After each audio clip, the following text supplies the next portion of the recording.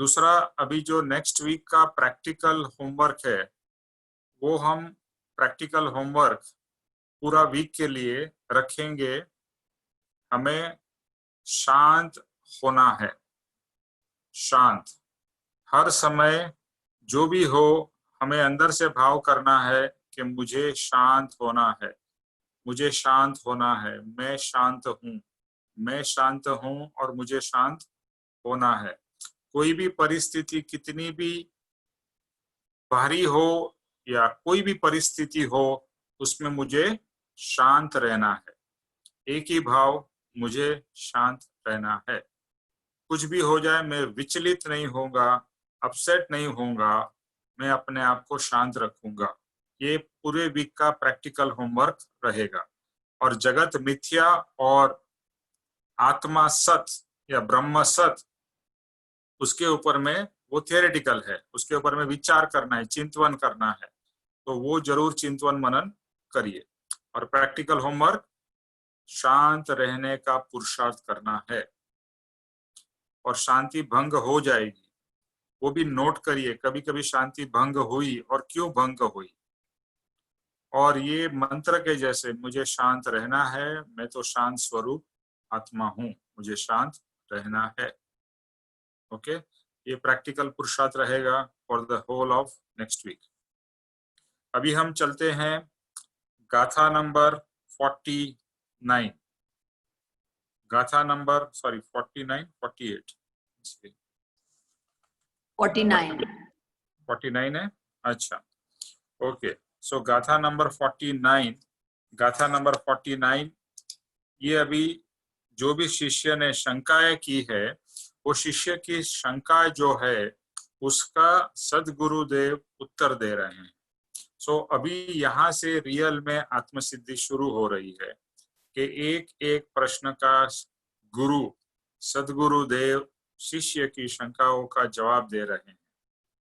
तो बहुत ही ध्यान से आत्मा को नम्र भाव से, विनीत भाव से, विनय भाव से सदगुरु के चरण में रखकर हम ये आत्मसिद्धि के जो सदगुरु के जवाब है उसको बहुत ही ध्यान से सुने और ग्रहण करने के भाव से आत्मसिद्धि करते हैं। ये गाथा नंबर 49 और 50 सिमिलर है। अभी पहले गाथा नंबर 49 करते हैं। भाष्यो देहाध्यास थी आत्मा देह समान, पणते बन्ने भिन्न छे प्रगट लक्षणे भान।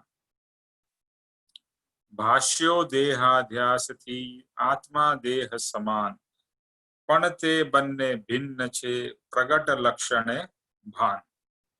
इसका अर्थ है कि देहाध्यास से, देहाध्यास के कारण, देहाध्यास क्या है हम आगे करेंगे, देहाध्यास के कारण आत्मा देह समान लगता है। देहाध्यास के कारण आत्मा देह समान लगता है, पर वह दोनों भिन्न है, यानी आत्मा और देह भिन्न है, क्योंकि दोनों के गुण लक्षण अलग अलग है। आत्मा और देह भिन्न है क्योंकि दोनों के लक्षण, गुण अलग अलग है। ये है गाथा नंबर 49। अभी इसका विशेषार्थ करते हैं। इस पूरे ब्रह्मांड में मनुष्य या आत्मा कहे, चारों गतियों में भ्रमण करते करते अनंत दुख की प्राप्ति उसने की है। क्योंकि चारे गतियों में, चारे गति यानी के मनुष्य गति, तिर्यंश यानी एनिमल, इंसेक्ट्स वगैरह में, स्वर्ग में हो या नरक में हो, उसे वास्तविक सुख या रियल सुख की कभी भी प्राप्ति हुई नहीं है। और हम सब ही एक ही चीज की तलाश में है, वो है सुख। और वो भी हमें परम सुख चाहिए, ऐसा सुख कि जो भी आके कभी जाए नहीं, वैसा सुख। क्योंकि जो भी हमारे सुख आते हैं वो आते हैं और चले जाते हैं, और फिर से हम सुख को ढूंढते रहते हैं। फिर सुख कभी कभी मिल जाता है, वो आके फिर से चला जाता है। तो इस तरह से हमारे सुख के पश्चात दुख खड़ा ही रहता है। तो चतुर्गति के पर्यटन रूप ऐसा ये संसार है। तो जैसे हम यूरोप जाते हैं, यूएस जाते हैं, जापान जाए, ऑस्ट्रेलिया जाए, इस तरह से हम घूमने जाते हैं, या इंडिया में घूमने जाते हैं, तो कहीं भी घूमने जाते हैं, इस तरह से हमारा आत्मा भी ये चारों गतियों में घूम रहा है, पर्यटन कर रहा है, और उसका पर्यटन कभी खत्म नहीं होता है। देखो, हम किधर भी घूमने जाते हैं तो घूम के वापस घर आ जाते हैं। कभी ऐसा होता है कि हम घूमते ही रहते हैं, घर कभी नहीं आते हैं? इट इज नॉट पॉसिबल और इट इज नॉट रियलिस्टिक। लेकिन आत्मा के केस में ऐसा हो रहा है कि आत्मा अपने घर में कभी वापस ही नहीं जा रहा है, और आत्मा सिर्फ ये परिभ्रमण और पर्यटन कर रहा है, यानी घूम ही रहा है, घूमता ही रह रहा है। और इसलिए जब ये जो सच्चा मुमुक्षु होता है, उसको ये पर्यटन से थकान लगती है।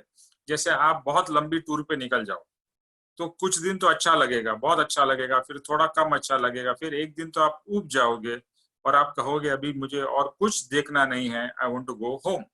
सबको ऐसा एक्सपीरियंस हुआ होगा। तो इसी तरह से जो सच्चा मुमुक्षु है, उसको ये भाव होता है कि अभी ये पर्यटन, ये परिभ्रमण बहुत हो गया, अभी मुझे अपने स्वधाम जाना है, मोक्ष जाना है। बहुत घूम लिया, बहुत फिर लिया, मोर देन इनफ, अनंत अनंत करोड़ों करोड़ों साल से मैं पर्यटन कर रहा हूं, अभी स्टॉप करना है। और इस पर्यटन करते करते जीव को समझ में आता है, जो सच्चा मुमुक्षु है, कि इस संसार असार है। असार का क्या मतलब है? आपने ये शब्द काफी बार सुना होगा, उसमें थोड़ा भी सार नहीं है। सार, असार। तो असार का मतलब है, सार का मतलब है एसेंस, और असार का मतलब है कि ये वर्थलेस है। ये संसार जो है वर्थलेस है, यूजलेस है, फ्यूटाइल है, मीनिंगलेस है। ये संसार जो है, इसमें कुछ रखा नहीं है, लेकिन फिर भी हम संसार से चिपके हुए हैं। और वर्थलेस चीज के साथ में अगर आप चिपके रहोगे तो आप खुद भी वर्थलेस हो जाओगे, क्योंकि इसमें सार नहीं है, इसमें कुछ तथ्य नहीं है, इसमें कुछ नहीं है। और वैसे चीज के साथ में हम अनंत काल से जुड़े हुए हैं, और इसीलिए हमको दुख हर क्षण महसूस अलग अलग प्रकार से होता है। अनंत जीवन, अनंत जन्म, अनंत मरण, अनंत शोक जिसमें है, ऐसे संसार चक्र में जीव भ्रमण करता है। तो इस संसार में क्या है? अनंत बार जन्म, अनंत बार मरण, अनंत शोक। जैसे बताया, इस संसार जो है दुख से भरा हुआ। हेलो, आपको फोन म्यूट पे रखो। तो ये जो संसार है, वो संसार अनंत दुख से भरा हुआ है, और उसमें जैसे हम आज के दिन भी महसूस करते हैं कि चाहे हमें मनुष्य का शरीर मिला हो, कुछ भी मिला हो, धन संपत्ति परिवार, फिर भी हमको सच्चा सुख मिलता नहीं है, और हम दुख में ही जीते हैं। जैसे अभी हम बार बार एग्जांपल देते हैं, अभी कोरोना वाला सिचुएशन है, हम कोरोना को लेके दुखी है। इससे पहले भी दुखी थे, कोरोना नहीं था तभी भी हम कोई सुखी नहीं थे, उस समय और कोई दुख को लेके हम दुखी थे। कोरोना चला जाएगा, कोरोना भले चला जाएगा, लेकिन हमारा दुख नहीं जाएगा, ये नोटिस करिएगा, क्योंकि उसके बाद में हमें और कोई कारण से दुख होने लगेगा।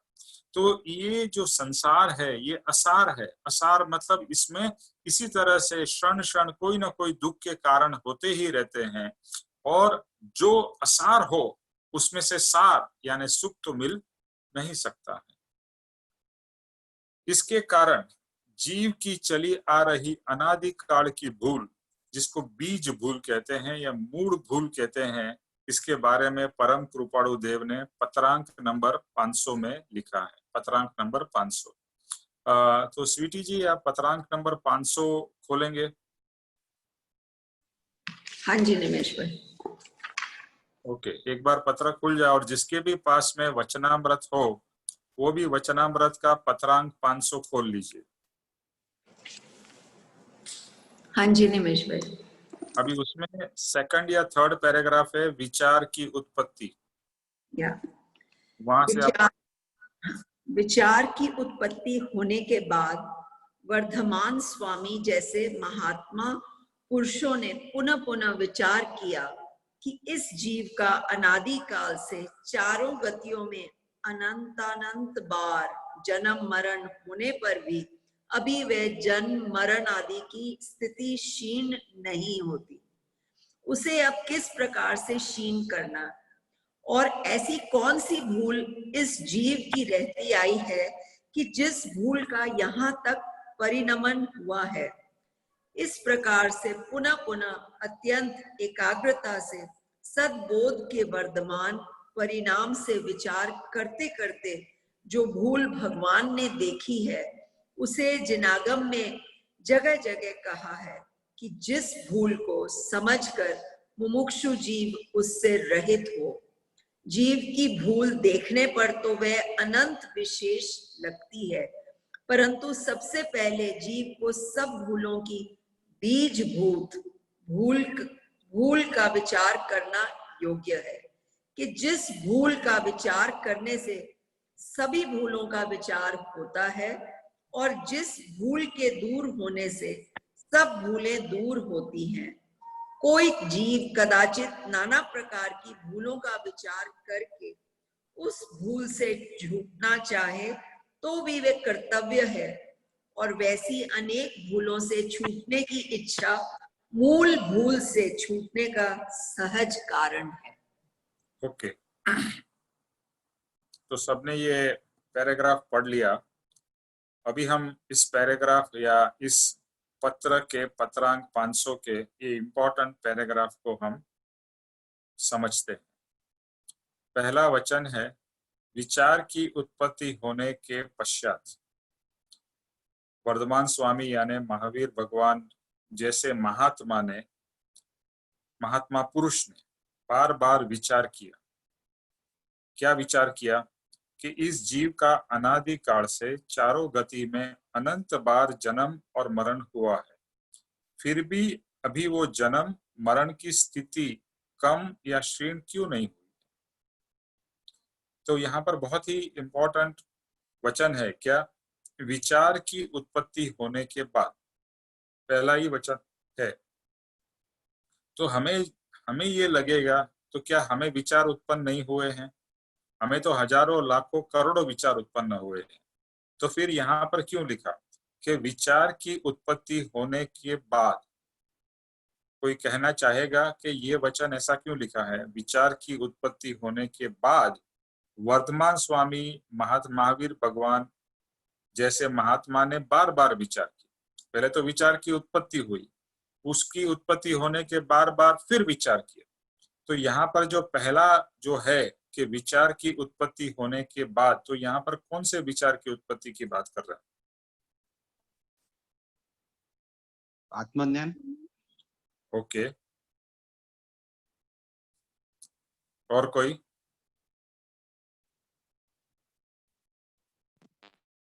परिभ्रमण आत्मा है और जिंदगी जो जीवन है वो परिभ्रमण और सब गतियों में घूम फिर के भी सुख नहीं मिलता है, या सच्चा सुख का कोई आभास होना। ओके, स्वीटी जी। ऑलमोस्ट सेम प्रभु जी के बार बार हम जन्म मरण लेते हैं और बार बार हम ये भूल करते हैं। वी डोंट रियलाइज कि हम यहाँ आए क्यों हैं और हमारा जन्म क्यों हुआ है। हम ये नहीं समझते हैं कि हमें संसार में बसना नहीं है, हमें कैसे अपने आत्मा को प्रकट करना है।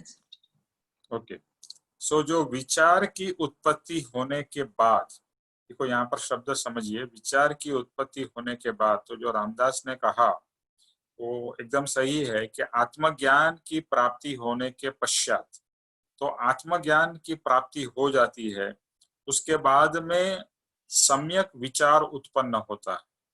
विचार तो आज के दिन में हम बहुत ज्यादा करते हैं, विचार कम नहीं करते हैं, विचार बहुत करते हैं, लेकिन वो सब विचार संसार ग्रहित है, यानी संसार के बारे में ही ज्यादातर हमारे विचार चलते रहते हैं।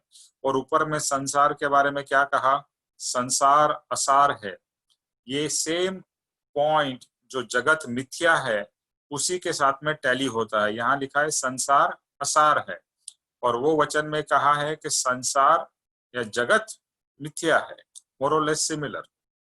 तो विचार की उत्पत्ति जो है, यानी महावीर भगवान को जब ये आत्मज्ञान प्रकट हो चुका, या यहाँ पर ये भी कह सकते हैं कि महावीर भगवान को जब केवल ज्ञान प्रकट हो गया, उसके बाद में फिर भी उन्होंने विचार किया।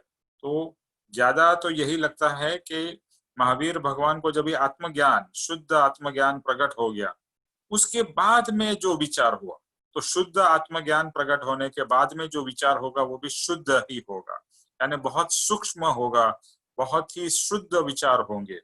तो महावीर भगवान जैसे महात्मा पुरुष, ऐसे महात्मा पुरुष को जो ज्ञान प्रकट हो गया, आत्मज्ञान हो गया, शुद्ध ज्ञान प्रकट हो गया, उसके बाद में बार बार विचार किया, एक बार नहीं बार बार उन्होंने विचार किया। तो जो कर विचार तो पाम, इसके साथ में ये टैली होता है। और कृपाणु देव के बहुत सारे जगह पे विचार का जो इम्पोर्टेंस दिया है, और हमने पहले की गाथाओं में सुविचार के बारे में बात किया कि सुविचार से मोक्ष तक की प्राप्ति हमको होती है।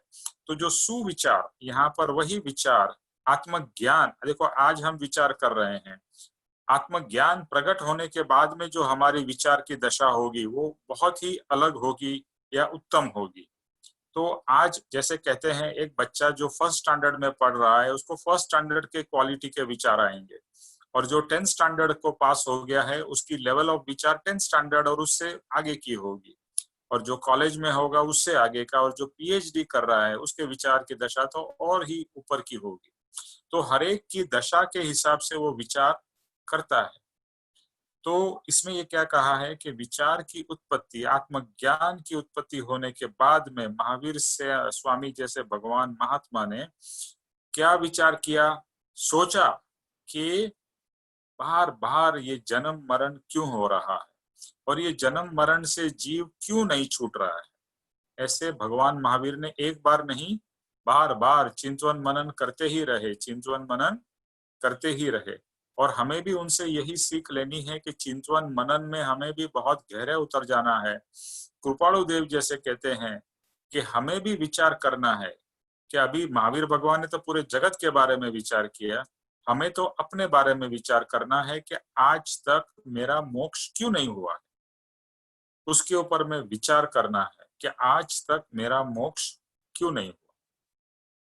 तो महावीर भगवान ने जो विचार किए उसके बारे में उनको क्या जानने में आया कि वो जन्म मरण किस प्रकार से क्षीण हो मतलब कम हो, या जन्म मरण से किस तरह से जीव मुक्त हो सके या उसको मोक्ष की प्राप्ति हो सके। कौन सी ऐसी भूल इस जीव की चली आ रही है जिस भूल के कारण इतने समय तक परिणाम नहीं हुआ है, या परिणाम कौन सी ऐसी भूल इस जीव की रहा करती है कि जिस भूल के कारण इतने समय तक परिणाम हुआ नहीं है। क्या वचन है स्वीटी जी उसमें हिंदी में?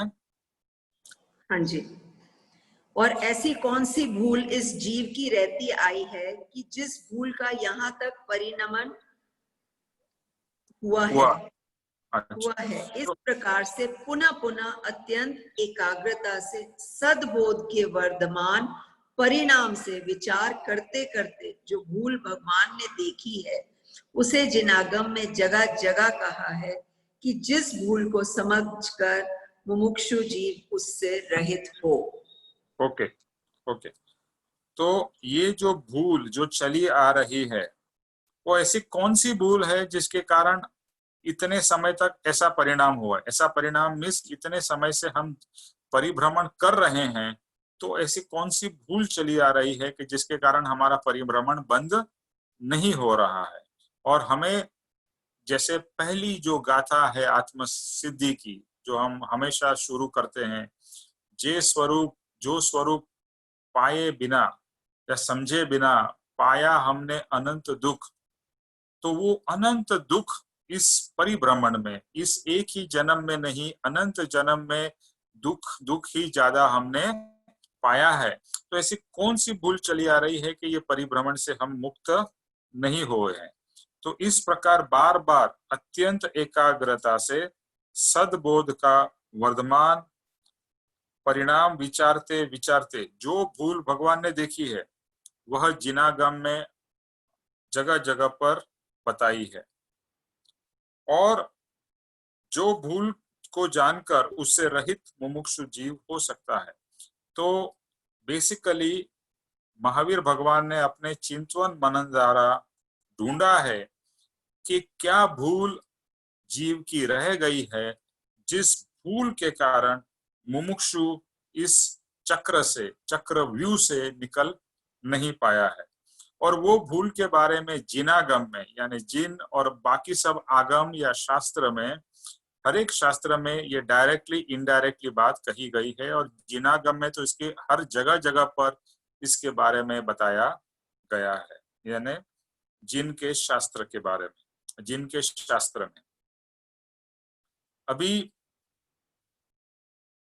जीव की भूल देखने से तो अनंत विशेष लगती है, यानी जीव की अगर भूल देखे, यानी हमारी भूल, यहाँ पर संसार की भूल की बात नहीं हो रही है, यहाँ पर ये भूल की बात हो रही है कि जिसके कारण हम अनंत जन्म मरण पा रहे हैं। तो ऐसे तो हमारे बहुत सारी भूलें हैं। हम जिस भूल के कारण कर्म बंधन करते ही जाते हैं, और कर्म बंधन के कारण कर्म का फल पाते जाते हैं, जो फल के कारण हमें बार बार दुख ग्रहण होता है। तो हम पहले भी सत्संग करते हैं और करते आ रहे हैं, उसमें हमें रियलाइज हुआ है कि हम कितनी सारी भूलें करते हैं, कितने अपने को दुखी करते हैं और दूसरे को भी दुखी करते हैं। तो वो सब भूलों के बारे में भी उन्होंने सोचा। लेकिन यहाँ क्या कहते हैं कि ऐसे तो देखे तो जीव की बहुत सारी भूलें हैं, बहुत सारी गलतियां हैं, पर सर्व भूल की बीज जो मेन भूल है, जिस भूल के कारण बाकी सब भूलें चली आ रही, तो जीव को प्रथम विचार करना चाहिए कि जो भूल के विचार करने से सर्व भूल का विचार होता है, तो वो कौन सी बेसिक मेन भूल है, जो मेन भूल के कारण बाकी सब भूलें हमारी हो रही है। तो जो फंडामेंटल टू द कोर, हमें रियल में वो भूल को पकड़ना है, जो भूल हमें सब भूल करा रहे हैं और परिभ्रमण का चक्र में से निकलने नहीं दे रहे हैं।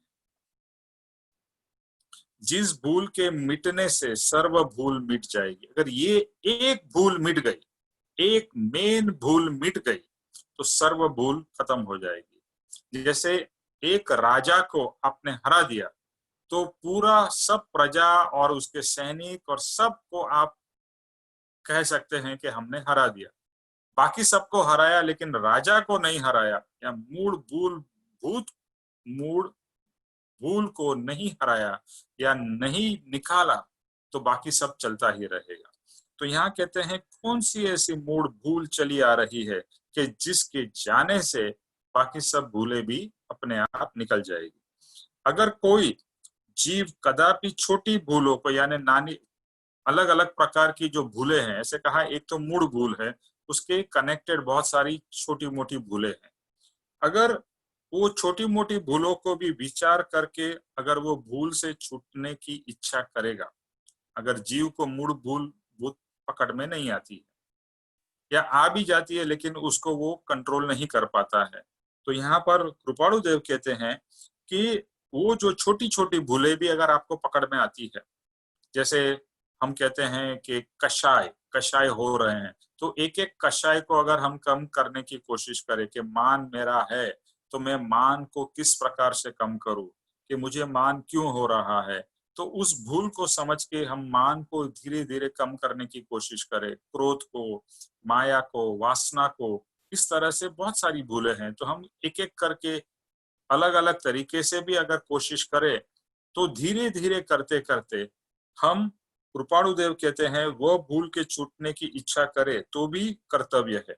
ऐसा मत सोचिए कि मूल भूत को ही हमें निकालना है तो ही हम प्राप्त करेंगे। अल्टीमेटली तो मूल जो यानी मोस्ट इम्पोर्टेंट भूल है उसको तो निकालना ही पड़ेगा। लेकिन कभी कभी क्या होता है, बहुत डिफिकल्ट टास्क करने से पहले हमें छोटे छोटे टास्क करेंगे तो फिर हम तैयार हो जाएंगे डिफिकल्ट टास्क को करने के लिए। और अगर आप में ताकत है तो जो मोस्ट डिफिकल्ट टास्क है उसको आप करिए, तो बाकी सब अपने आप हो जाएंगे। तो कहते हैं छोटी छोटी भूलों के विचार करके वह भूल से छूटने की इच्छा हो तो भी कर्तव्य है।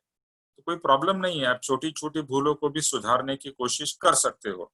ऐसी अनेक भूल से छूटने की इच्छा मूल भूल से छूटने का सहज कारण होता है। और एक बार हमें भूल से छूटना आ गया, जैसे एक रस्सी है, उसमें गांठ लग गई है, ओके, उसमें नॉट, बहुत सारी नॉट्स हो गई है, एक बड़ी नॉट है और बहुत सी छोटी छोटी नॉट्स है। तो जैसे ही आप छोटी नॉट को करोगे तो बड़ी नॉट छूट नहीं जाएगी। लेकिन आपने एक नॉट निकाली, दूसरी निकाली, तीसरी निकाली, चौथी निकाली, तो वो निकालते निकालते आपको एक प्रैक्टिस भी होगी और उस प्रैक्टिस से आपको एक कॉन्फिडेंस भी आएगा कि अभी मैं बड़ी से बड़ी नॉट भी खोल सकता हूँ। तो जो भी गांठ लगी है तो बड़ी से बड़ी गांठ भी खोल सकता हूँ। तो वो भी करते करते, यानी सबसे बड़ा जो कार्य करना है वो शायद न हो पाए, शायद अगर हो पाए तो पहले ही कर लो, अगर वो नहीं होता है तो छोटी छोटी भूलों को भी तो सुधारो। छोटी छोटी भूलों को सुधारते सुधारते बड़ी भूल तक पहुंच जाएंगे और उसको भी हम सुधार सकेंगे या उससे भी मुक्त हो सकेंगे। तो यहाँ पर मेन जो बात है कि सब भूलों की जो जड़ है वो एक मूल भूल है, यानी एक सबसे बड़ी भूल हमारी अनादि काल से चली आ रही है। वो बीज भूल को हमें पकड़ना है। भले आप छोटे छोटे भूल को पकड़ते पकड़ते बीज भूत पे जाओ, या समझ के द्वारा जो ज्ञानी ने ऑलरेडी विचार कर करके, यहाँ लिखा है ना, महावीर स्वामी, भगवान और बाकी सब ज्ञानियों ने बहुत विचार किया है। ये सब भगवान ऐसे नहीं हो गए हैं कि अपने आप भगवान बन गए, उन्होंने बहुत पुरुषार्थ किया। और पुरुषार्थ में भी सबसे ज्यादा चिंतवन मनन करते करते करते उन्होंने बहुत कुछ प्राप्त किया है। और जैसे स्वीटी जी ने कहा योग वशिष्ठ में भी विचार का बहुत बहुत महत्व है। और कौन से विचार? तो आत्मा के विचार और इस संसार के विचार, इस जगत के विचार। वो विचार करते करते हमें बहुत कुछ प्राप्त होता है। तो ऐसे भगवान ने मूल जो बेसिक भूल है वो उन्होंने जानी है और हमारे को उनके शास्त्र द्वारा महावीर भगवान ने दी है, कृपाणु देव ने दी है, कृष्ण भगवान ने दी है, बाकी सब लोगों ने भी बताई है भूल कि कहाँ पर मेन भूल है। तो वो भूल को हमें पकड़ना है। तो कोई गैस करना चाहेगा कि मूल भूल क्या है हमारी? सबसे सॉरी, शरीर को मैं आत्मा शरीर एक ही समझते हैं, मीन्स आत्मा ही शरीर को अपने को ये मानते हैं, यही सबसे बड़ी मेन भूल है। ये दोनों अलग अलग है, ये मानते नहीं। ओके, तो अभी यहाँ पर क्लू तो है ही क्योंकि ये गाथा ही वो है, बट और कोई गैस करना चाहेगा?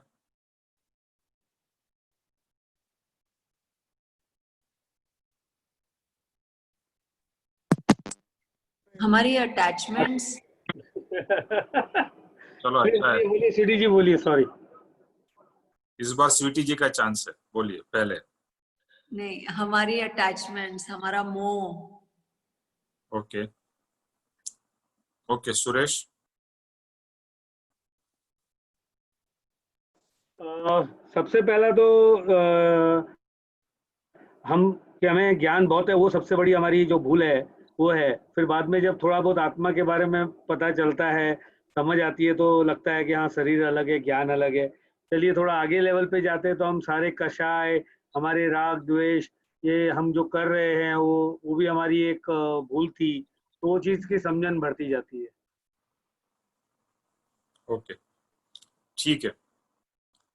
ओके, हम देखते हैं यहाँ पर क्या लिखा है। मूल भूल, जो भूल है उसके ऊपर सदगुरु प्रहार करते हैं। अभी सदगुरु है ना, वो छोटी छोटी भूलों पे तो प्रहार मीन्स हथौड़ा मारते हैं, अटैक करते हैं। और हमें भी सदगुरु का बोध लेके जो भूल है उसके ऊपर में, बिकॉज वो भूल के कारण हमारा आत्मा प्रकट नहीं हुआ है, वो भूल के कारण हमें आत्मज्ञान, आत्म साक्षात्कार नहीं हुआ। हुआ है। तो अभी जैसे आत्मा बंधा हुआ है, तो ये सब चीजों या गलतियों के कारण आत्मा बंधा हुआ है, तो उसके ऊपर में प्रहार करना है, अटैक करना है, जो भूल को हम जिसको काट सके भूलों। तो सदगुरु क्या करते हैं, जो मूल मेन भूल है उसी के ऊपर अटैक फर्स्ट करते हैं। कि आत्म स्वरूप का अज्ञान, पर वस्तु में आत्म बुद्धि रूप उल्टी स्थापना, यानी हमने पर वस्तु में ही अपना ज्ञान स्थापित किया है। इस मूल भूल के कारण दूसरे भूलों की परंपरा होती है, यानी एक मूल भूल चली आई। जैसे आज के दिन में देखते हैं कि किसी को अगर स्वस्थ है तो उसको कोरोना का इतना इम्पैक्ट नहीं होता है। मैं कोरोना इसके लिए बोल रहा हूँ क्योंकि आज का सबसे हॉट टॉपिक आजकल यही चल रहा है। लेकिन अगर उसको दूसरी कोई बीमारी है बहुत सारी और साथ में कोरोना होता है, तो फिर उसकी कंडीशन बहुत क्रिटिकल हो जाती है। यानी एक मेन चीज हो, उसके साथ में दूसरी चीजें लगती है, तो आदमी की हालत ज्यादा खराब होती है। लेकिन जो मेन चीज को अगर हम कंट्रोल कर लेते हैं, तो दूसरे चीजों को कंट्रोल करना इजी हो जाता है। तो मेन भूल के कारण परंपरा और भूल की परंपरा बहुत सारी चलती रहती है। अनादि काल से देहाध्यास के कारण जीव को आत्मा और देह एक स्वरूप लगते हैं, बताकर देहाध्यास को भूल बताई है। जो रामदास ने कहा, आज रामदास के दोनों प्रश्न के जवाब परफेक्ट रहे। Very good Ramdas. अनादि काल से सबसे मेन भूल क्या है, जो वही पहली आत्मसिद्धि की गाथा में है। क्या? जे स्वरूप समझा बिना पाम्यो दुख अनंत, समझा व्यू ते पद नमो श्री सदगुरु भगवान। सबसे पहली गाथा में कहा, मैंने अपने स्वरूप को जाना नहीं, वही मेरी सबसे बड़ी भूल है, और जिस भूल के कारण मैं अनंत काल से दुखी हुआ हूँ। उसका जवाब यहाँ पर आ रहा है। क्या स्वरूप है? तो कहते हैं अनादि काल से देहाध्यास के कारण। अब ये देहाध्यास क्या है उसके ऊपर हम पढ़ते हैं। तो देहाध्यास के कारण जीव को आत्मा और देह एक रूप लगते हैं, और जिसके कारण देहाध्यास को मूल भूल बताया गया है। सो देहाध्यास क्या है पहले वो समझते हैं। देहाध्यास शब्द का गूढ़ अर्थ जानना जरूरी है। तो जिसको लिखना है लिख भी सकते हैं। देहाध्यास का मतलब है देह प्लस अध्यास। देह प्लस अध्यास। अध्यास क्या है? अध्यास में उसका भी दो पार्ट में डिवीजन होता है। अध्यास का मतलब है अधि प्लस आस। अध्यास इज इक्वल टू अधि प्लस आस। इज लाइक मैथमेटिक्स की इक्वेशन है। अभी अधि का क्या मतलब है? अधि का मतलब अंदर अथवा ऊपर। अधि का मतलब है आइदर अंदर अथवा उसके ऊपर। और आस का मतलब है बैठना। ओके, तो अधि का मतलब है अंदर और आस का मतलब है बैठना। अभी अध्यास का मीनिंग अगर हम करें तो होगा अंदर या ऊपर बैठना, अध्यास का मतलब।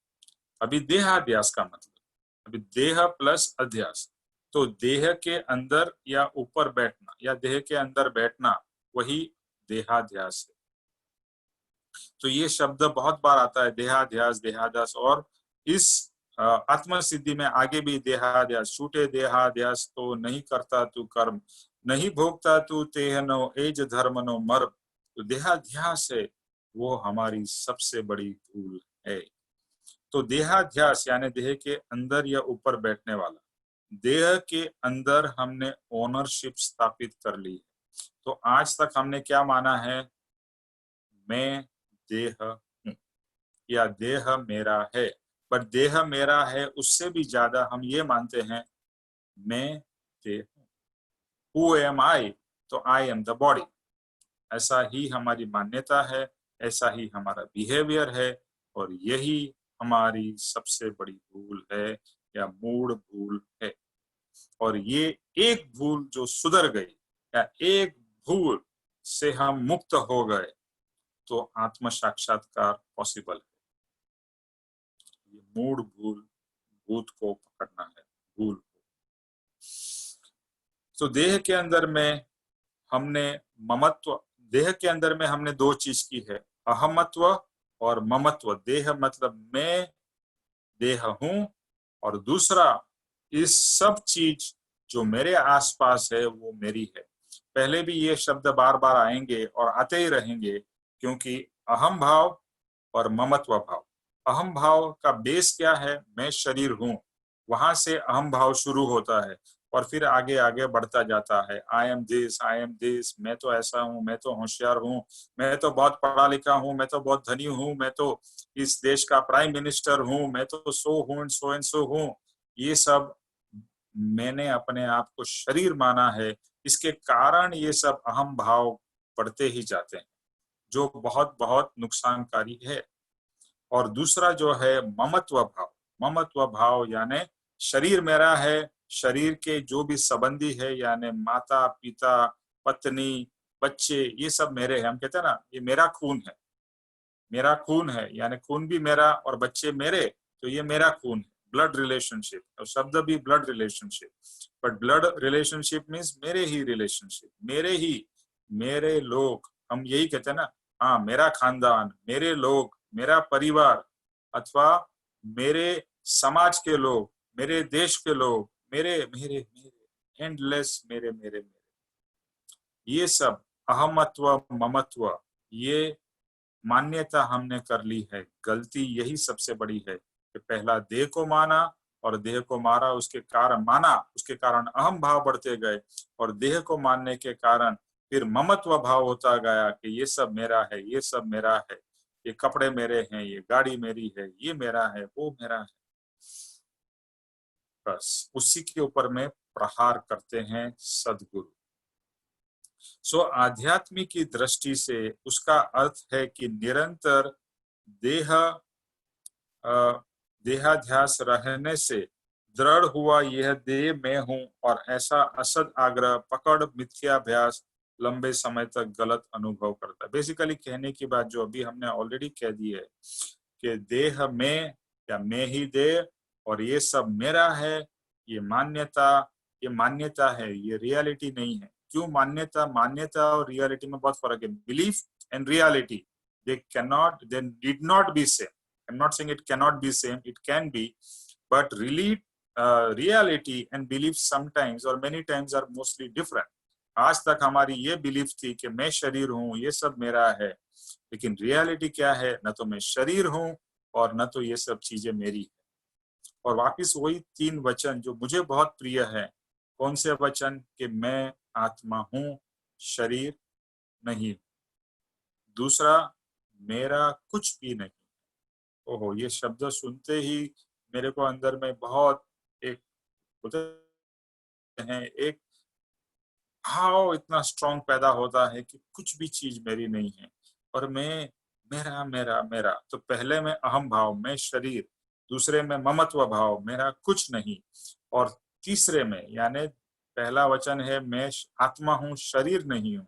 दूसरा है मेरा कुछ भी नहीं है, किसके सिवाय? आत्मा के सिवाय, सिर्फ एक आत्मा मेरा है। और तीसरा वचन जो इच्छा से रिलेटेड है, मुझे कुछ नहीं चाहिए मोक्ष के सिवाय। तो ये 3 वचन, उसमें बहुत कुछ भाव और उसमें बहुत कुछ आ जाता है। उसको अगर हम प्रैक्टिस करते रहे तो बहुत कुछ पकड़ और पुरुषार्थ गति हमें मिलेगी। तो यहाँ पर भी वही भाव व्यक्त किए हैं। अभी अध्यास शब्द का दूसरा अर्थ होता है एक वस्तु में दूसरी वस्तु का आरोपण। यानी एक चीज है, हम उसमें दूसरी चीज का आरोपण करते हैं, या एक ही चीज में दूसरी चीज लगा के कहते हैं नहीं ये नहीं, ये दूसरी चीज। ओके, तो देहाध्यास यानी अनादिकाल से जीव का देह के संयोग होने से लंबे समय निरंतर ये रटन रहता है कि देह वह मैं हूं, ऐसी मिथ्या दृष्टि। यानी एक के अंदर में हमने दूसरे का आरोपण किया है, आत्मा, और हम क्या कहते हैं? हूं देह, मैं देह हूं। तो एक ही आत्मा के अंदर में हमने देह का निरूपण किया है, आरोपण किया है कि यहाँ देह नहीं, ये आत्मा नहीं, यहाँ तो देह है। और देह का आरोप करके वहां पर हमने देह को सिद्ध किया, ये आत्मा नहीं, देह में। ये हमने सबसे बड़ी, इसको कहते हैं मिथ्या दृष्टि। अपने को शरीर मानना वह मिथ्या है। और वापिस वही आएगा, जगत मिथ्या, आत्मा सत्य। स्वस्वरूप के अनजान, सॉरी एक लाइन मिस हो गई, आत्मा स्व है और देह पर है, पर ऐसे देह को स्व मानने के कारण अध्यास व देहाध्यास है। तो स्व यानी आत्मा पर को अपना मानता है, इसके कारण स्व के कारण पर को अपना मानना वह अध्यास है। तो जो कहा दूसरे में अपने आप को आरोपण करना या एक चीज में दूसरे को आरोपण करना, तो यहाँ पर आत्मा के बजाय देह को आरोपण किया। स्वस्वरूप के अनजानता से पर द्रव्यों की स्वस्वरूप में मिलावट करते हैं और जड़ की चेतन में मिक्सिंग हुई। अभी यहाँ पर क्या है, एक चेतन है और एक जड़ है, एक आत्मा है एक शरीर है, ये दोनों की मिलावट हो चुकी है। जैसे दूध में पानी मिक्स हो गया, मिलावट हो जाती है। फिर क्या होता है वो देखते हैं। इसके कारण वह देह को ही अपना स्वरूप मानता है। ओके, अभी जैसे दूध है, पानी उसमें मिक्स हो गया, तो हम क्या कहते हैं, हम क्या कहेंगे, पानी है ऐसा नहीं कहेंगे हम, फिर भी उसको क्या कहेंगे, दूध है। दूध के अंदर में पानी मिला दिया तो भी लिखता तो दूध ही है, तो हम कहेंगे ये तो दूध है। तो जो चीज ज्यादा विजिबल है, यहाँ पर पानी का कलर इनविजिबल है और दूध का व्हाइट कलर विजिबल है, तो जो चीज विजिबल है उसी को हम मान लेते हैं। वहां पर हमें पानी नहीं दिखाई देता है, वहां पर दूध दिखाई देता है। जैसे यहाँ पर आत्मा नहीं दिखाई देता है, शरीर दिखाई देता है, इसके लिए हम कहते हैं शरीर है। इसके कारण वह देह को ही अपना स्वरूप मानता है। देह में अहम बुद्धि देहाध्यास जीव का प्रवाह रूप से अनादिकाल से चला आ रहा है, क्योंकि अनादि से जीव को देह का संयोग निरंतर निकटवर्ती रहा है। अनादिकाल से जीव को देह का स्वरूप बहुत ही निकटवर्ती रहा है। निकटवर्ती means it has always been there.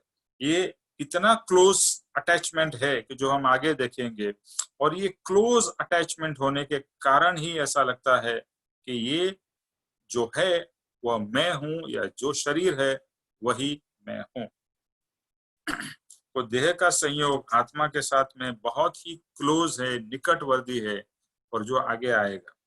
आज तक जीव ने अनंत प्रकार के जन्म धारण किए हैं या शरीर धारण किए हैं।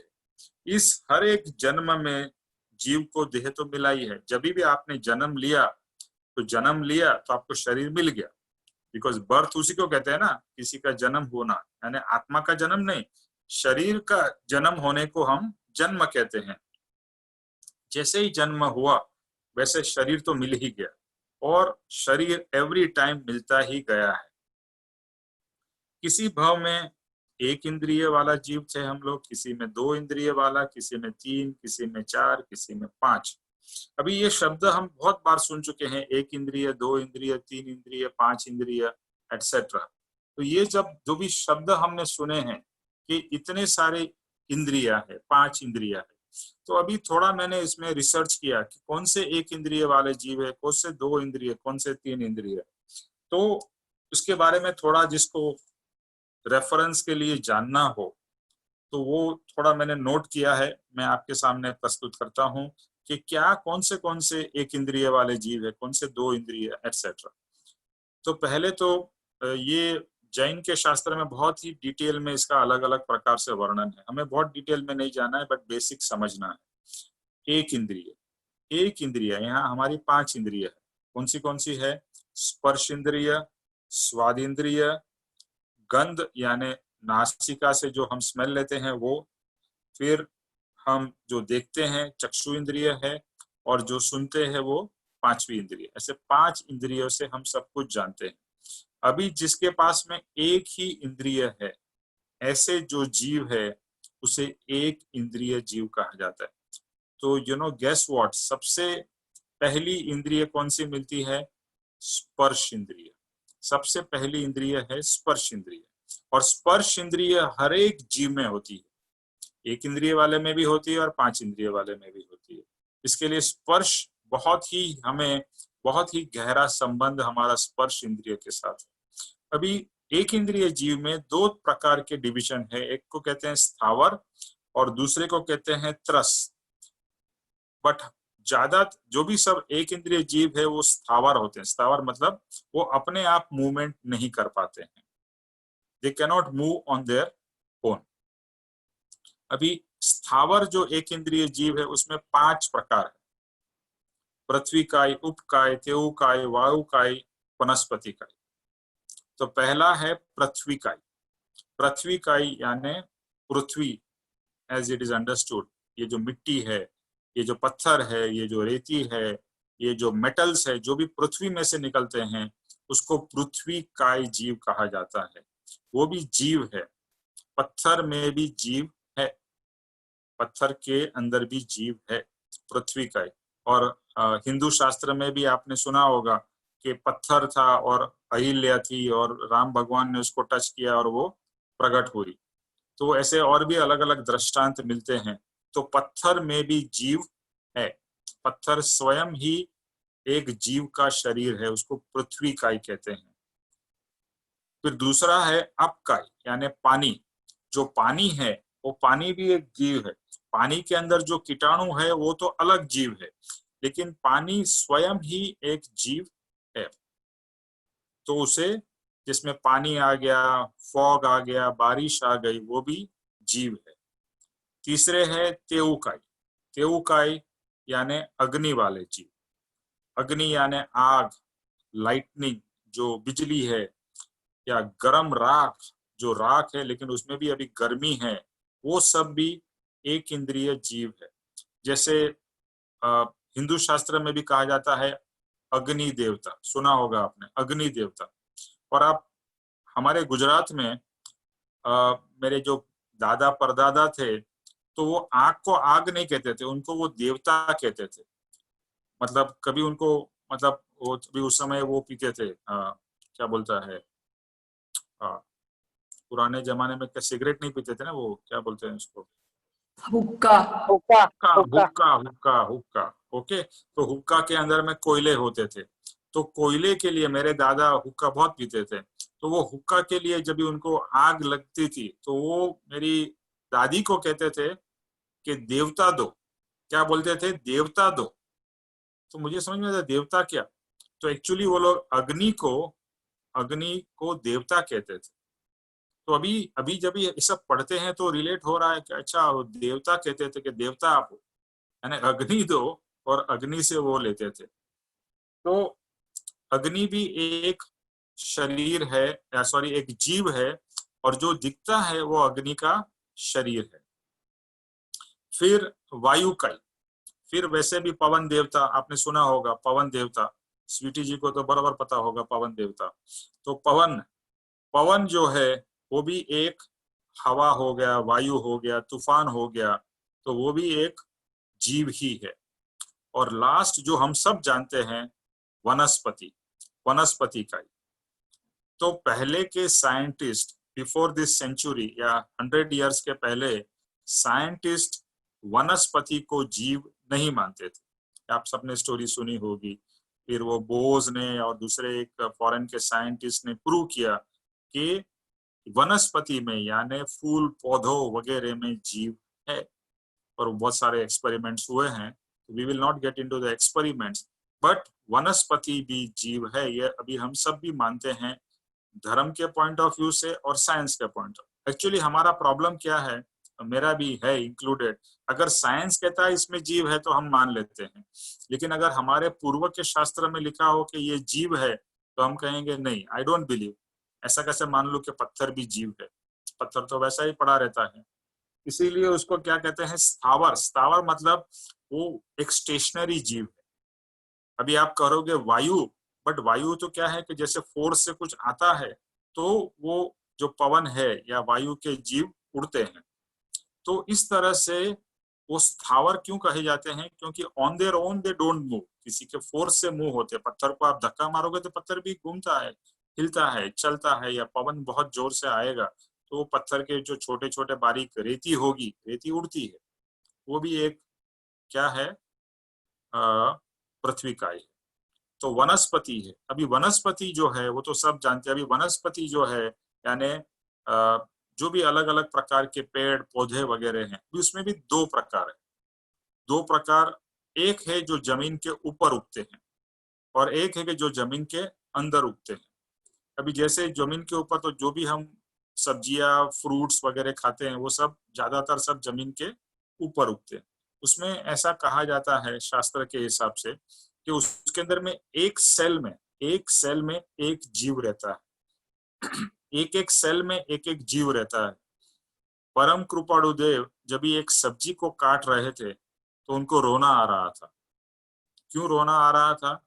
क्योंकि उनको ऐसा लग रहा था कि किसी जीव को मैं काट रहा हूं, किसी जीव को मैं काट रहा हूं। जैसे आप मिर्गी अपना क्या बोलते हैं चिकन को काटते हैं या गोट को काटते हैं, उनको ऐसा फीलिंग हो रहा था सब्जी को काटते हुए कि मैं किसी जीव को काट रहा हूं और वो रोने लगे। तो उनकी माँ ने पूछा क्यों रो रहा है? तभी उन्होंने कहा मुझे ऐसा लग रहा है कि मैं किसी जीव को काट रहा हूं। तो उतनी सूक्ष्म उनकी दृष्टि थी। दूसरा कृपाणु देव का एक पद है कि पुष्प पाखड़ी ज्या दुभाई त्या नहीं जिनवरनी आज्ञा।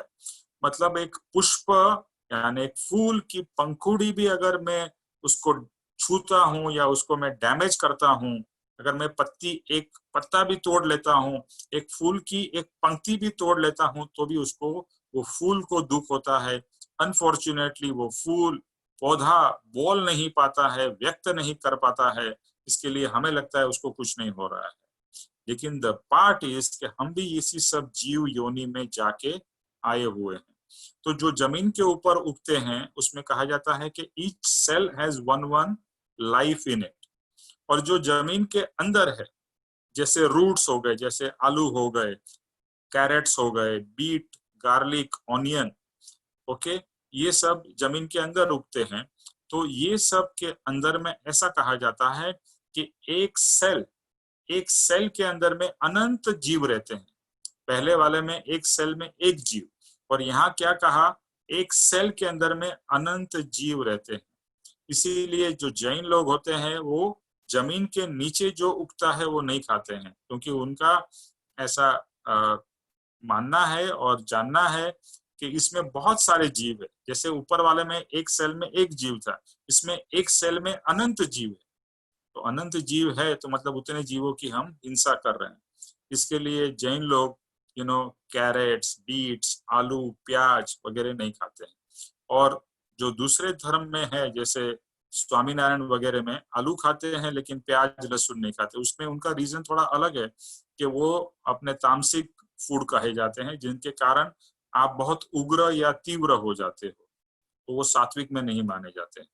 तो ये एकेंद्रिय, सिर्फ एक इंद्रिय वाले स्पर्श इंद्रिय।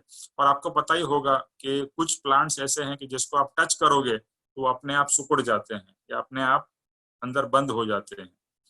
तो ऐसे बहुत सारे प्लांट्स, और आपने साइंस में भी पढ़ा होगा, हमने बचपन में भी जाना है, आज भी जाना है, इसको आप टच करते हो तो वो एक कुछ रिएक्शन होता है। और दूसरा जो है कि पेड़ पौधे को अगर हम अच्छा म्यूजिक सुनाते हैं, अच्छे भाव करते हैं, तो वो अच्छी तरह से उगते हैं। और जापानीज एक साइंटिस्ट ने रिसर्च किया था कि अगर कोई एक पेड़ है उसको लोग आके गाली देते रहे, उसको नेगेटिव फीडबैक दे, तो उसके अंदर की प्रोग्रेस, और वो एक दिन मर भी जाता है, अपने आप मर जाता है। ऐसे बहुत सारे साइंस के भी एक्सपेरिमेंट्स हुए हैं, जिससे ये प्रूव होता है कि ये जीव है, इसमें भी सेंसेशंस है, और ये भी हमारे तरह एक आत्मा है। और बाकी सब भी अभी तक साइंस ने प्रूव नहीं किए हैं, बट महावीर भगवान और बाकी सब भगवानों ने ये जाना है कि इसमें भी जीव रहे हुए हैं। इसीलिए पापा जी भी काफी बार कहते हैं कि हम पानी, फॉर एग्जाम्पल, आजकल तो पानी का वैसे भी इम्पोर्टेंस बढ़ गया है कि पानी को वेस्ट नहीं करना है, बिकॉज पानी कम है। लेकिन पहले से ही हमारे शास्त्र में भी यही था कि पानी का जितना, हर एक चीज का जितना जरूरत हो उससे ज्यादा यूज मत करो, क्योंकि आप ये सब जीव को हानि कर रहे हो। आपको जीने के लिए जितनी चीजों की जरूरत है उतना ही रिक्वायरमेंट को यूज करो, बाकी ज्यादा मत करो, क्योंकि कहीं ना कहीं आप जीवों की हिंसा कर ही रहे हो। इसीलिए जो अहिंसा है, जो बहुत ही सूक्ष्म अहिंसा जो कही गई है कि भाई किसी भी जीव को हम हानि ना करें, एक छोटे से छोटे, एक जो आजकल बैक्टीरियाज है, वायरस है, सब कुछ है, वो भी क्या है, ये आर ऑल्सो एक इंद्रिय के जीव, छोटे से छोटे जीव है वो भी। उनको भी अल्टीमेटली हमें जीने के लिए we have to take antibacterial, antiviral drugs, etc. etc. लेकिन उसमें भी हम अपने आप को जीवित रखने के लिए हमें उन्हें मारना पड़ता है। लेकिन अगर आप कभी एंटीबायोटिक्स या ऐसी कोई दवाएं लेती हो तो साथ में वो भी खेद होना चाहिए कि मैं इन जीवों को मार रहा हूँ। मेरे अपने आप को बचाने के लिए, अपने आप को सुरक्षित रखने के लिए मुझे ये करना पड़ रहा है, तो उसमें भी हमें क्षमापना और खेद चलनी चाहिए। और दूसरी बात एक चीज है कि अगर ऐसे आपको कोई तकलीफ होती है और आप अगर प्रार्थना करें ऐसे जीवों से कि मुझे आपको कोई दवाई मुझे लेनी नहीं है और मुझे किसी भी तरह से आपको हार्म नहीं करना है, प्लीज मैं प्रार्थना करता हूँ या करती हूँ कि आप इस शरीर को छोड़ दीजिए अथवा इस शरीर से अपना जहां भी आप जा सकते हो, लेकिन मुझे आपके ऊपर में कोई भी मेडिसिन का प्रयोग नहीं करना है। तो ये सब सूक्ष्म बातें हैं और कुछ लोग इसको अच्छी तरह से प्रैक्टिस करते हैं। कुछ लोग ऐसे भी हैं कि जो दवाई until it is must and necessary तो ही लेते हैं, वरना नहीं लेते हैं। उसका रीजन वन तो ये है कि दवाई वगैरह जितनी कम लो उतनी अच्छी है, और दूसरा ये एक धर्म का भी है, एक साइंस का भी, दोनों का है। तो एकेंद्रिय के जीव। अभी दूसरे है त्रस जीव। त्रस जीव के अंदर में जो मूवमेंट्स करते हैं उसमें ज्यादातर 2 इंद्रिय, 3 इंद्रिय, 4 इंद्रिय, 5 इंद्रिय वाले। तो अभी पहले सिर्फ स्पर्श इंद्रिय थी 1 इंद्रिय वाले में, अभी दूसरे इंद्रिय में स्पर्श और स्वाद। देखो इसके लिए स्वाद भी, स्पर्श हमें बहुत पसंद है, दूसरा हमें स्वाद भी बहुत पसंद है। तो स्वाद इंद्रिय भी हमारे पास में बहुत टाइम से है, इसके लिए हमें बहुत अच्छी लगती है, खाना पीना एटसेट्रा। अभी इसके अंदर में स्पर्श है और स्वाद है। इसके अंदर में कौन से जीव आते हैं, जैसे छोटे छोटे शेल्स हो गए, कुछ टर्माइट्स हो गए, कुछ माइक्रोब्स वगैरह जो है हम जो बात कर रहे हैं, ऐसे सब जीव आते हैं जो स्टेल फूड वगैरह में होते हैं। कुछ इंसेक्ट्स बहुत सारे जीवों में आते हैं। छोटे छोटे कीड़े हैं जो अंदर होते हैं, वैसे कीड़े भी वो 2 इंद्रिय वाले जीव है, जिसके अंदर में स्पर्श है और स्वाद है।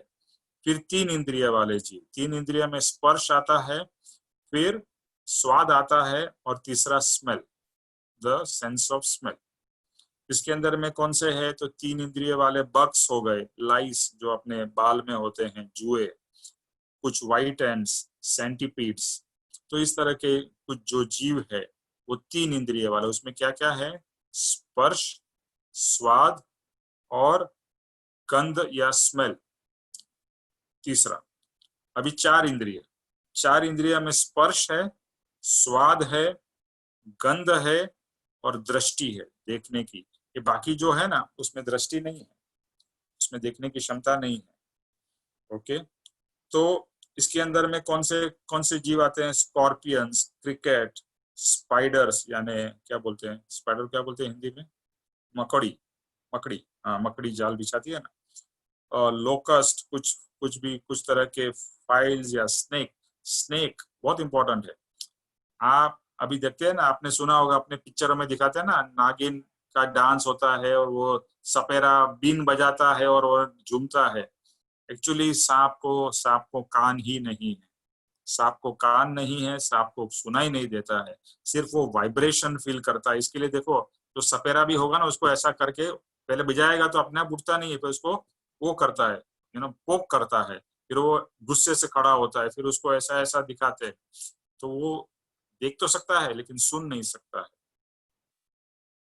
ये साइंस में भी मैंने कुछ जाके थोड़ा और रिसर्च किया कि स्नेक के अंदर में कान है या नहीं है, तो उसमें लिखा है कि कान नहीं है, बट वो सिर्फ वाइब्रेशन स्नेक सुन सकता है। इसके लिए स्नेक जमीन पे चलता है, वाइब्रेशन से उसे पता चलता है कि कोई आ रहा है, कोई जा रहा है, एटसेट्रा।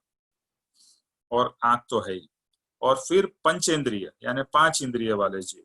तो 5 इंद्रिय वाले जीव बाकी सब जो भी बड़े बड़े जानवर से, मछलियां हो गई, सब तरह के पक्षी हो गए, सब तरह के प्राणी हो गए, मनुष्य ऑब्वियसली। और उसमें भी संगनी पंचेंद्रिय और असंगनी, मतलब जिसके अंदर में बहुत बुद्धि है, जो वैसा मनुष्य है, उसके सबसे ज्यादा जो जिसके पास में समझ है वो क्या है, मनुष्य। तो इस तरह से 1 इंद्रिय से लेके 5 इंद्रिय तक ये सब जीव जिसके नाम लिखे ना, ये सब बताया अभी, ये सब में हम एक बार नहीं अनंत बार जाके आ चुके हैं। हम सब 1 इंद्रिय यानी बैक्टीरिया वायरस भी हुए हैं, चूहे मकोड़े कीड़े भी हुए हैं, हाथी घोड़ा चिकन, ये सब में हम जा चुके हैं। 84 लाख योनियां कही जाती है अपने शास्त्र में। तो 84 लाख योनि में ये सब योनियां है। ऐसी हर एक योनि में हम एक बार नहीं कितनी बार गए हैं, अनंत बार। तो अभी ये फील होना चाहिए, ये रियलाइज होना चाहिए कि वापस कीड़े मकोड़े ये सब बनना है और वापस इसी चक्कर में जाना है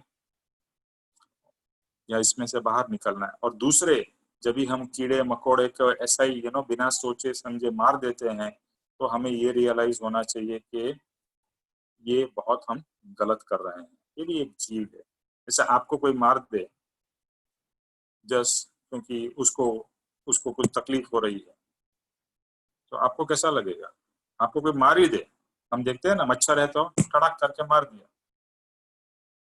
कोई भी जीव जो हमें पसंद नहीं है उसको हम बस मार डालते हैं। अरे आपको नहीं पसंद है, चींटी घर में आ गई, ये घर में आ गई, उसको और कोई रास्ता करो, मारने से ज्यादा कुछ और उपाय करो जिससे वो जीव जा सके। प्रार्थना एक बहुत अच्छी चीज है। और अगर है और आपको हैरान नहीं कर, हमारे बाथरूम में एक कॉकरोच है, ऐसे तो बहुत सारे हैं बट एक बड़ा कॉकरोच है। वो रोज मैं रात को बाहर निकलता है कॉकरोच। मैं देखता हूँ मुझे हार्म नहीं कर रहा है, कुछ नहीं कर रहा है, बेचारा वहां रहता है।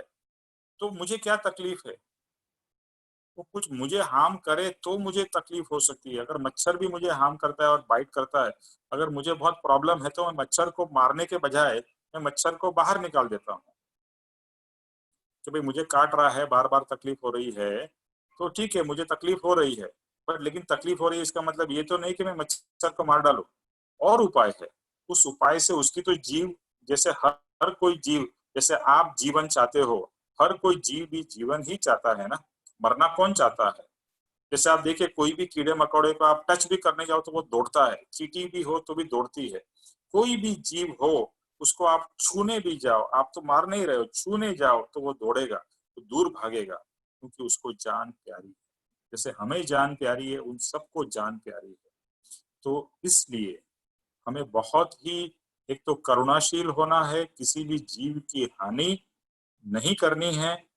और जैसे जैसे कहते हैं नॉन वेज वगैरह, तो अगर आप खाते हो तो उसमें से छूटने का भाव रखो कि अभी मुझे नॉन वेज जैसी, बिकॉज अभी क्या होता है आप कहोगे कि भाई आप जो प्लांट्स वगैरह भी खाते हो उसमें भी तो जीव है, उसमें 1 इंद्रिय जीव है। और आप चिकन खाते हो उसमें कौन सी है, 5 इंद्रिया। तो जितनी इंद्रिया ज्यादा होती है उतना ज्यादा उसको दुख होता है। जैसे 1 इंद्रिय से कुछ परसेंटेज दुख होगा, 5 इंद्रिय से उससे कहीं गुना ज्यादा परसेंटेज दुख होता है। तो एक रीजन ये भी है कि इस परिभ्रमण से हमें छूटना है, क्योंकि जीने के लिए एक्चुअली इस सृष्टि का एक ऐसा कुछ नियम है कि एक जीव दूसरे जीव को खाकर ही जिंदा रहता है।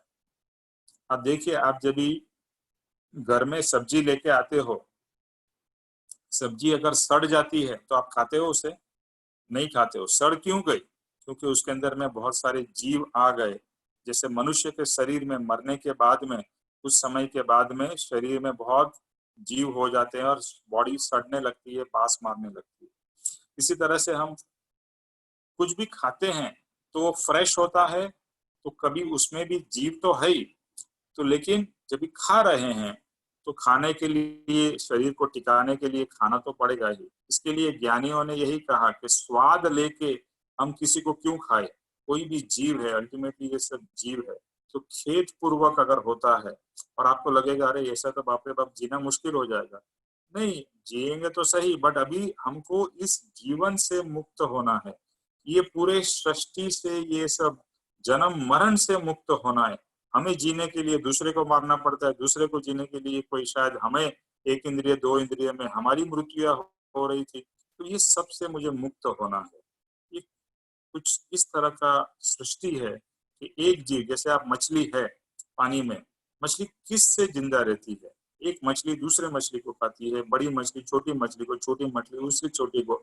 हर एक जीव एक दूसरे को खा रहा है और खा के ही जिंदा रह सकता है।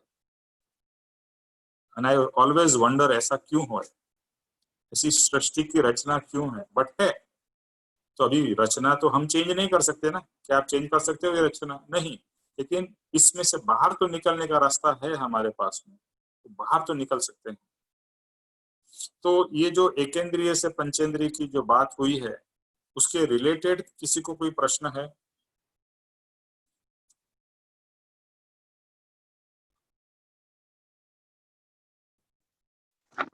जय सद्गुरुदेव। वंदन निमेश भाई, पानी और उसमें कैसे जीव है? जैसे आप कह रहे हैं ना पानी में जीव है, वो नहीं समझ में आया, पानी में और पत्थर में। देखो, ये समझ की बात नहीं है, ये हमें तो समझ में आज भी नहीं आएगा क्योंकि हमारी बुद्धि लिमिटेड है। जैसे पहले 100-200 साल पहले बहुत से लोग का यही मानना था कि वनस्पति में यानी प्लांट्स में जीव नहीं है। ओके, फिर साइंस ने प्रूव किया और हम भी ऐसे मानते थे और हमने फिर एक्सेप्ट किया कि प्लांट्स में जीव है। अभी ये कहा गया है कि पत्थर में भी जीव है, पत्थर में जीव है। आपने ये कहानी तो सुनी होगी ना कि अहिल्या को पत्थर बन गई थी, सुना था कि नहीं? सुना है आपने? हाँ, राइट। कैसे पत्थर बन गई? वो पत्थर मतलब वो पत्थर ही थी ना, वो पत्थर ही थी और भगवान राम ने छुआ, मतलब वो स्टोरी है। लेकिन स्टोरी से एक चीज तो प्रूव होती है कि पत्थर में भी जीव है, वरना वो पत्थर में जीव नहीं होता था, भगवान के छूने से थोड़ी वो प्रकट हो जाती थी। अभी ये सब में बहुत ज्यादा आप गहरे जाने की कोशिश करोगे तो कंफ्यूज हो जाओगे, क्योंकि हमारा ज्ञान वैसा नहीं है। लेकिन भगवान ने अपने ज्ञान से देखा है कि पत्थर में भी जीव है, पानी में भी जीव है, अग्नि में भी जीव है, वायु में भी जीव है। जैसे एग्जाम्पल दिया, देवता, वायु देवता कहते हैं हम, या अग्नि देवता कहते हैं। सुना होगा, आपको लगेगा सिर्फ देवता नाम से का, बट उसका भी कुछ रीजन तो होगा, तभी ये सब की कहानियां जो हुई है वो भी उसके कुछ तो रीजन होता ही है कि जिसके कारण ये कहानियां या जो भी हम जिसे कहते हैं दंत कथा है वो हुई है, या जो भी हमारे शास्त्र में अलग अलग एग्जाम्पल्स दिए हैं। हिंदू के शास्त्र में है, जैन के शास्त्र में है, और भी शास्त्र में होंगे, मुझे पता नहीं है। तो तभी हमें ये समझ में आता है कि हर एक में जीव है। दूसरा, अभी एक मैं ब्रॉड स्टेटमेंट देता हूँ, हम क्या कहते हैं, हर एक कण कण में भगवान है। वो सुना है आपने शब्द? राइट। कण कण में भगवान है कि क्या मतलब हुआ? भगवान है मतलब वहां एटलीस्ट आत्मा या चैतन्य तो होना चाहिए ना, तो ही कण कण में भगवान हो सकता है, वरना उसके बिना कैसे हो सकता है भगवान? तो अलग अलग नए से ये हमें आज के दिन में एक्सेप्ट करना डिफिकल्ट है। मुझे ही खुद को एक्सेप्ट नहीं होता है, बट मैंने पढ़ा है और मैं समझ रहा हूँ कि हाँ ऐसा पॉसिबल, देखो नहीं हो सकता है, आज हम नहीं जानते हैं, इसके लिए हम कहते हैं कि ये पॉसिबल मुझे नहीं लगता है।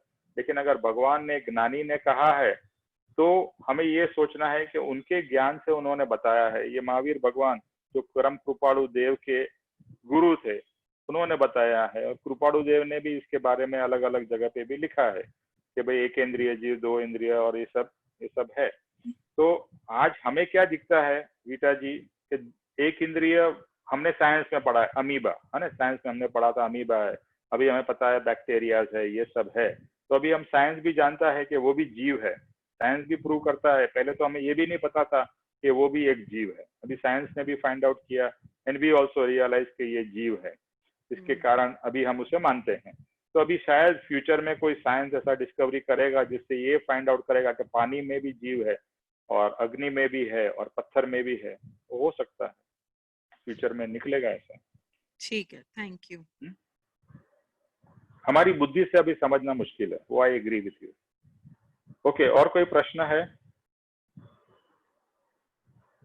या और कोई एक्सप्लेनेशन देना चाहता है जो वीटा जी का प्रश्न है उसका?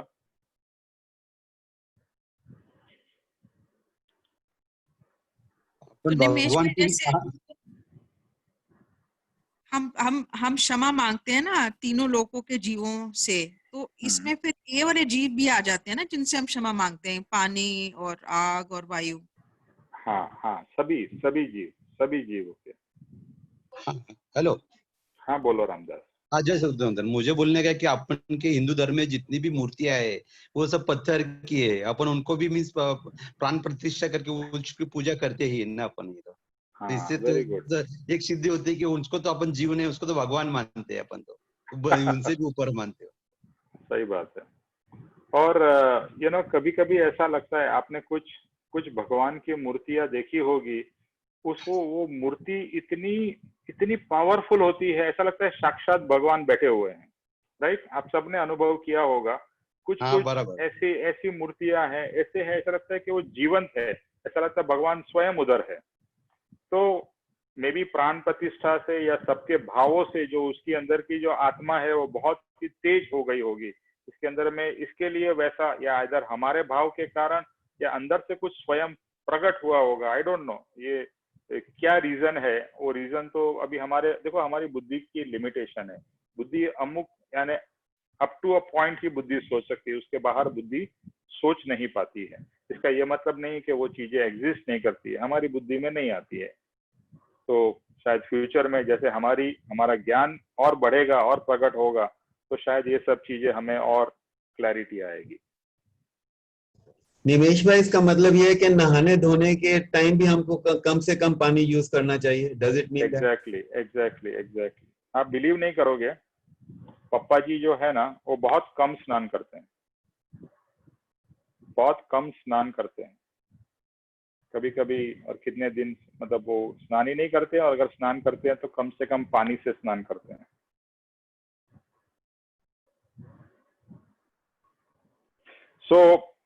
पानी के लिए ही तो ऑब्वियस है, आजकल तो अभी पूरी दुनिया में ये बात हो रही है, पानी बचाओ, पानी के कारण पानी। आज देखो एक चीज समझ जाइए सतीश जी, आप जस्ट देखिए, सोचिए, क्या हम पानी के बिना जिंदा रह सकते हैं? नहीं। क्या हम हवा के बिना जिंदा रह सकते हैं? नहीं। एक तरीके से कहे, क्या पृथ्वी है, हम उसके ऊपर उसका उपयोग तो कर रहे हैं ना, पृथ्वी के ऊपर हम खड़े हैं, बैठे हैं, चल रहे हैं, सब कुछ, उसका भी हमारे को कितना ही फायदा है। तो पृथ्वी है, पानी है, अग्नि भी एक बहुत ही हमारे जीवन में इंपॉर्टेंट रोल प्ले करती है। खाना किससे बनता है? अग्नि से ही बनता है। फिर ऑब्वियसली हवा भी इंपॉर्टेंट है। आज 2-3 मिनट के लिए आपको हवा या ऑक्सीजन नहीं मिलेगी, आदमी मर जाता है। तो आप देखिए, ये सब चीजें एक दूसरे नए से सोचने से भी हमें ख्याल में आता है कि ये सब चीजें हैं जो हमें जीवित रखती है। तो कहीं ना कहीं उसमें भी कुछ जीव होने चाहिए जो हमें जीवित रख रही है, एक डिफरेंट पॉइंट ऑफ व्यू। चाहे वो कितना सच है वो तो भगवान जानते हैं, बट ये सब चीजों का हम उपयोग कर रहे हैं, ये सब भी हमारे जीने में बहुत महत्वपूर्ण रोल प्ले करते हैं। तो इसका जितना उपयोग हो, जितना जरूरी हो उतना उपयोग करें। उतना अभी जो दुरुपयोग हम करना सीख गए हैं एज अ मनुष्य हो के, हमने हर एक नेचुरल रिसोर्सेज, आज हम सब बात कर रहे हैं कि we should preserve natural resources, we should recycle, क्योंकि पूर्व की जो हमारी जो जीवन जीने की शैली थी वो पूरा रिसाइकलिंग वाली प्रोसेस थी, और हमने एडवांसमेंट करके अपने आप को भी हानि पहुंचाई, इस पूरे सब जीवों को हानि पहुंचाई है, और पूरे पृथ्वी को भी। Today I don't know what is going to happen after 50 years, 100 years, क्योंकि हम कोयला निकाल रहे हैं, हम मेटल निकाल रहे हैं, हम सब पूरा पृथ्वी को खोखला कर रहे हैं। किसके लिए? अपने किसके लिए? अपने इंद्रियों के भोग के लिए। पहले भी लोग जीते थे, गाड़ी नहीं थी तो चलते थे, सब कुछ होता था, पर एक कितनी ब्यूटीफुल लाइफ थी। एक तरीके से सोचे, आज एडवांसमेंट करके क्या हम सुखी हुए हैं या दुखी हुए हैं? आज के दिन में जितना मेंटल स्ट्रेस लोगों के ऊपर में है, शायद पूर्व में उतना तो नहीं था, ऐसा तो समझ में आता है, क्योंकि जो मिलता था उसमें खाते थे, उसमें सुखी थे, नहीं मिला तो दुखी तो होते ही थे, but that they had no other option. और आज के दिन में ये सब कोरोना वरोना कहाँ से आया? ये सब कहीं ना कहीं मनुष्य के उल्टे कर्मों के कारण या उल्टी इंटेंशंस के कारण लोग कहते हैं चाइना ने डेवलप किया, इसने डेवलप किया, जो भी है। बट क्या हो रहा है, हम जितना भी एडवांसमेंट करते हैं साथ साथ में दूसरी चीजें भी एडवांस हो रही है, जो शायद पहले नहीं थी आज वो आ रही है। आज कोरोना है, पता नहीं आगे क्या आएगा, बट एक छोटी सी एक कोरोना जैसे एक कीटाणु ही है ना। कोरोना क्या है, कीटाणु है, लेकिन हमारे पूरे इस पृथ्वी को हिला के रख दिया। इस पूरे, अगर कोरोना का इफेक्ट शायद मनुष्य में, ऐसा नहीं दूसरे में भी होगा, लेकिन सबसे ज्यादा इम्पैक्ट किसको हुआ है, मनुष्य को। सबसे ज्यादा दुखी कौन है, मनुष्य लोग। Okay, any other questions?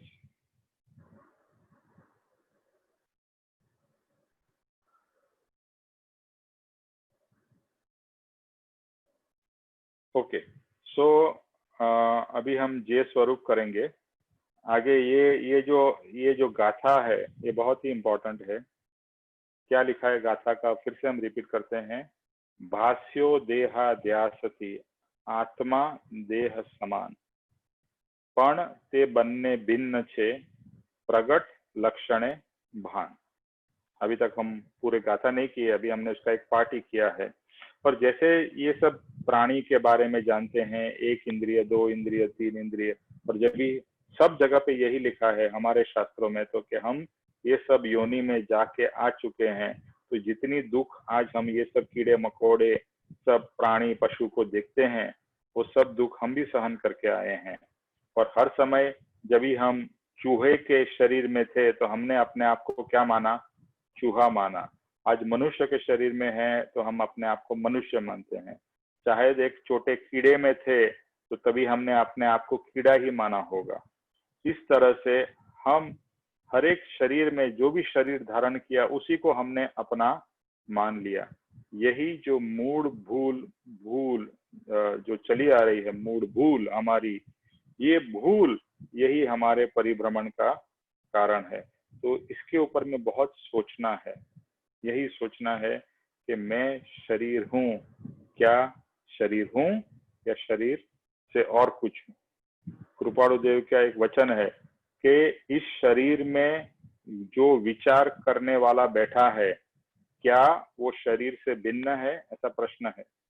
जो विचार कर रहा है क्या वो शरीर से भिन्न है या अलग है, ऐसा प्रश्न है। तो इस तरह से हमें भी ऐसा प्रश्न हो कि क्या मैं शरीर हूँ, और अगर शरीर हूँ तो उसका क्या प्रूफ है, और अगर शरीर नहीं हूँ और ज्ञानी पुरुष कह रहे हैं कि तू शरीर नहीं है, तू आत्मा है, उसका क्या प्रूफ है। उसका सब रीजनिंग यहाँ पर इस कृपाणु देव के जवाब के थ्रू आएगा। और ये भाष्यो देहाध्यास, ये देहाध्यास टर्म जो है ना, देह का अध्यास इतना स्ट्रांग है, इतना स्ट्रांग है। क्यों स्ट्रांग है? क्योंकि एक जन्म, इस जन्म में देह नहीं मिला है, हर जन्म में देह मिला है। तो देह के साथ में हम एक रूप हो चुके हैं, इतने एक रूप हो चुके हैं कि ये दो दिखता ही नहीं है। ये क्या दिखता है, जैसे मेरे दोनों हाथ है ये एक लगते हैं पर है दोनों अलग। बट ये एक इतने क्लोजली जी रहे हैं, क्लोजली, इतने क्लोज है कि दो दिखते ही नहीं है, ऐसा लगता है एक ही है। और जो दिखता है, शरीर दिखता है, इसको हमको लगता है कि शरीर है और मैं शरीर हूँ। ओके, ये बात को बार बार सोचिएगा, इसके ऊपर विचार और चिंतन करिएगा। तो अभी जय स्वरूप कौन करेगा?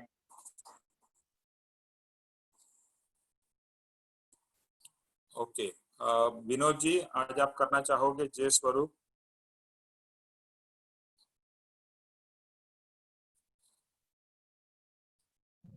ठीक है सर,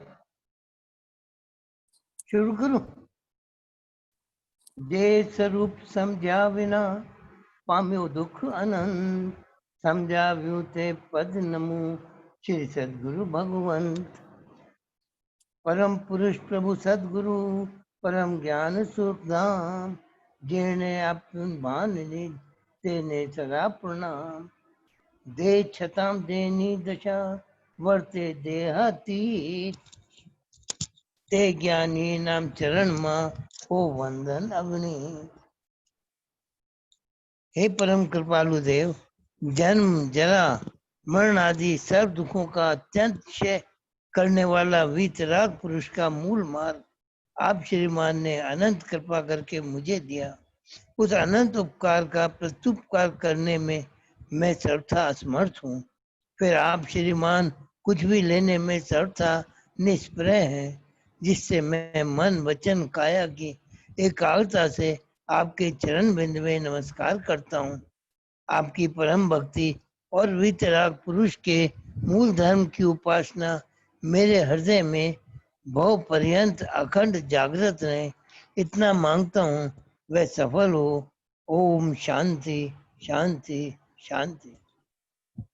त्रिलोक के नाथ की जय हो। परम कृपाणु देव की जय हो। जय हो। सदगुरु देव की जय हो। जय हो। आज के आनंद की जय हो। सर्व मुमुक्षुओं के परमार्थ पुरुषार्थ की विजय हो, विजय हो। थैंक यू निमेश भाई। जय वंदन निमेश भाई। ओम जय श्री सद्गुरु वंदन। जय सद्गुरु। सद्गुरुदेव वंदन निमेश भाई। Thank you. जय सद्गुरुदेव बेटा। थैंक यू निमेश भाई। Thank you sweetie. जय सद्गुरुदेव वंदन निमेश भाई। जय सद्गुरुदेव। सद्गुरुदेव वंदन पिंकी जी। जय सद्गुरुदेव वंदन।